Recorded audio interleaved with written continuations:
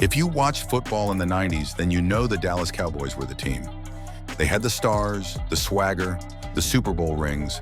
But what most people didn't know was that behind the scenes, some of these legends were partying like there was no tomorrow, in a house full of drugs, chaos, and secrets. And it all came crashing down in what's now known as the 1995 Cowboys Cocaine Scandal. So buckle up, because this one's wild. Here's how it all went down. It started with whispers. Reporters kept hearing stories about a place, an off-site house where Cowboys players would go to party hard. But this wasn't your typical hangout spot. This was a mansion, fully stocked, secluded, and run by some of the Cowboys' biggest names. Players called it the White House. Why that name? Because as one player put it, there was a lot of white powder in there. Yeah, that kind of party. We're talking women, drugs, nonstop partying, all during one of the most dominant stretches in franchise history. So who was behind it? Multiple sources later confirmed that it was organized and funded by a group of key Cowboy stars, including Michael Irvin, arguably the face of the team at the time. And for a while, the Cowboys managed to keep it under wraps. But in 1995, the lid blew off.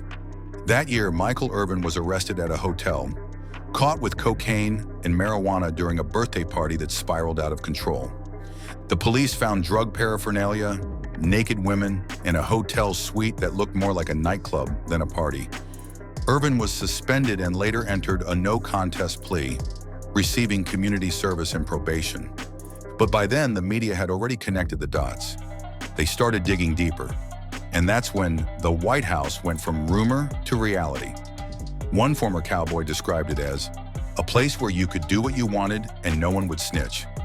And the craziest part, the team knew about it. According to former coaches and staff, they had suspicions. But as long as the team was winning, they looked the other way. Despite the chaos, the 1995 Cowboys still went on to win Super Bowl 30, but many believed the scandal was the beginning of the end. Trust in the locker room broke down.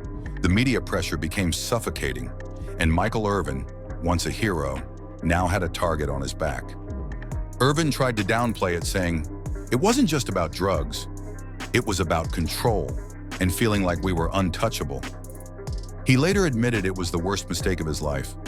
Other players who were linked to the White House chose to stay quiet. Some denied it, some laughed it off, but fans, they never forgot. Over time, the Cowboys' dominance faded.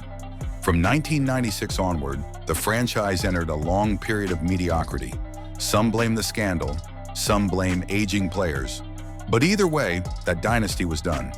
Today, when people talk about the 90s Cowboys, they remember the rings, the dominance, but they also remember the chaos, the White House, the arrests, the downfall. Where are they now? Michael Irvin has since turned his life around, becoming a beloved NFL Network analyst, motivational speaker, and advocate for accountability. He's talked openly about his mistakes, and many fans have forgiven him. But the story of the 1995 Cowboys scandal lives on as a cautionary tale of what happens when success and excess go unchecked. What do you think? Did the Cowboys go too far? Or were they just a product of the wild 90s NFL era? Drop a comment below. And don't forget to like, subscribe, and hit that bell for more untold NFL stories and football history. We've got more drama, more deep dives, and more chaos coming your way. Catch you in the next one.